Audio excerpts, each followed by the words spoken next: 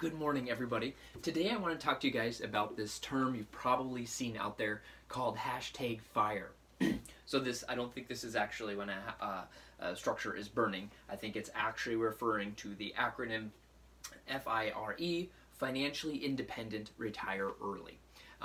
So a couple different ways you can do this. Tons of ways you can do this, and so actually I've been realizing that this FIRE concept is what I've been focusing on probably for the last decade or so, as far as getting out of debt, getting investments, decreasing expenses, trying to figure out how to increase income. So I want to talk to you guys a little bit about this today. I think number one, no matter which strategy you take, the very basics of this is you have to live below your means.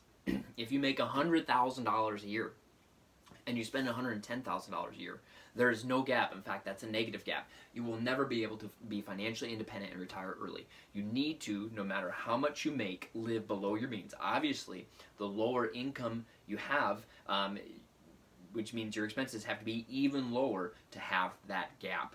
Okay? So after you realize that we're living below our means, we're going to be cutting our expenses, and then also we're going to be wanting to increase the income. I need to put it up here. The other piece of it, though, is what to do with that gap. Do you just put it into savings? Do you invest it? What do you do? I'm pretty narrowly focused on real estate. So if my income was $3,000 and my expenses living below my means are less, $2,800, the gap of $200 a month, I would put in a savings account for a year. I'd have $2,400. I would put that as a down payment to go live in a duplex, and I'd start that way and go from there. So I'm going to do a few of these videos here, and today I just kind of wanted to talk about the overall concept of where I actually focus. Okay, so I'm going to be honest. When I was first starting to get out of debt, gosh, was it 7 years ago? I'm not quite sure, but anyways, it was definitely a while ago when I was trying to have all this debt that I had, and I had to get rid of it. And I had just gotten a raise, and I was already working overtime, and I was making roughly $3,000 a month. I think that might have also been partially with my wife. We were just starting out, and really all I focused on was decreasing expenses. I didn't think that I could even increase the income at all. So essentially, focusing on decreasing the expenses, I don't know if you guys can see it, but this top row right up here just out of the camera, that's all spending less. We have a Susie Ortman section, Dave Ramsey section, and all that. So decreasing expenses, I think, is great, because sometimes you can make a phone call and figure out that you're paying $650 a year in a certain type of insurance, and then realize you could get the same coverage for $400. Well, yeah, make that 10-minute phone call. That's totally worth it. As I focused on it, just really trying to maximize the gap here, so that I could have more to invest and save, pay off debt, that type of thing. Getting the expenses, I was like, okay, how far can I get the $2,800 down? It was, all right, so we're driving junker cars. One car eventually started on fire and burned up on the side of the road. We literally drove it till it burned up. And there's one of the books talks about making your own shampoo. I'll be honest, I never actually did that. I don't buy expensive shampoo. Sometimes I've bought the $1 shampoo at the Just a Dollar store, and that lasts me a couple months. So I'm really only spending a few dollars a year on shampoo, and they were making the argument that, hey, instead of spending 20 cents every time you take a shower, like $35 a year, you could spend 10 cents every time you take a shower if you make your own shampoo. And just the time that would go into the mess, and then the tiny bit of savings. I mean, we're talking like cents. I do think that if you can save cents multiplied by thousands, it really starts to add up. But I just didn't actually think that was worth my time. So I don't make my own shampoo or laundry detergent. There was one in here. Kind of picking out some oddball ones, but they said, hey, those cloth bags, go ahead and bring those to the grocery store, because usually you can get a nickel off. That's awesome. This was from an old book back in the day, and it said, because over time, that cloth bag, with all the nickels you're saving, over maybe a 10-year period, you could save $25.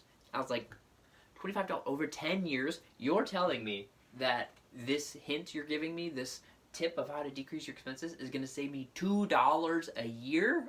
It's like $2 a year. I find more than that walking down the sidewalk without even trying. So anyways, my point here is that in order to get a bigger gap here between the income and expenses is you need to focus, well, first of all, it needs to be a gap, and then you're going to want to get that gap bigger and then figure out what to do with that gap. Well, where your best time and energy is spent, I think there is a limit on decreasing the expenses. There really is. If you make, this is not a trick question, if you have $2,800 in expenses, what is the most that you could possibly decrease your expenses?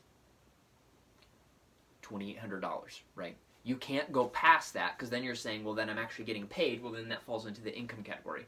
The most that you could possibly do is decrease it $2,800. And I'm just going to get a little serious here, guys. You could try to go live for free, like live with someone or house hack.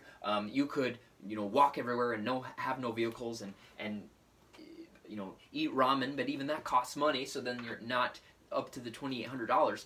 And literally for years and years, I'd say probably a majority of my life, I focused on decreasing expenses. That was my sole focus, was how far can I decrease expenses.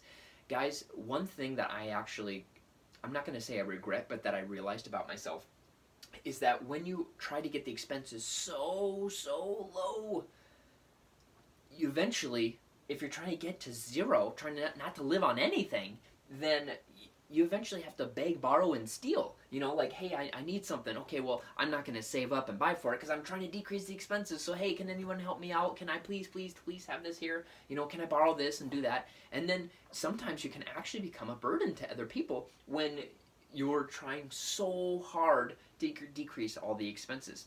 And I don't really like some of the begging, borrowing, and stealing. That's not my cup of tea. And making my own shampoo and trying to save nickels here and there, there's a limit to that. The other thing that I found out is I was not generous at all when I was focusing on decreasing expenses. No, I can't afford to give you $10 because I need to try to save $12 right now. And so the cool thing, guys, is this was a bit of a mind shift for me the last couple years, I would say, is focusing on the income. So step one, living below your means. Step two, make sure that your expenses are in line, see where you can, save a couple things. But I'm honestly not spending a ton of time. I'll revisit these every once in a while if I feel like I'm overspending and I kind of need another dose of some Dave Ramsey, but and some budget cuts.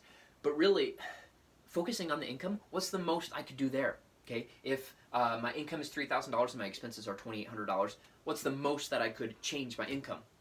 $3,000, right?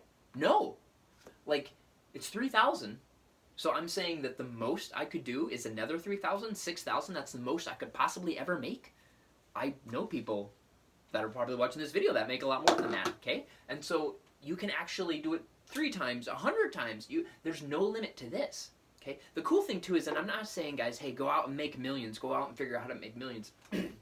Even though there's nothing wrong with that. The cool thing that I'm saying is that the most, if you're trying to be financially independent and retire early, you need to live below your means and be able to invest the gap, okay? The biggest bang for your buck, after you've gotten your expenses in line, is you can't live off of zero. You can't beg, borrow, and steal your way to financially independent. If so, I probably won't want to hang out with you, okay? But the income, guys, the income to me, every dollar, the way I view economics and capitalism here, is that every dollar that I get, every dollar that I earn, okay, not talking a scratch-off ticket or something, every dollar that I earn, I got because I exchanged value with someone. I gave someone else value.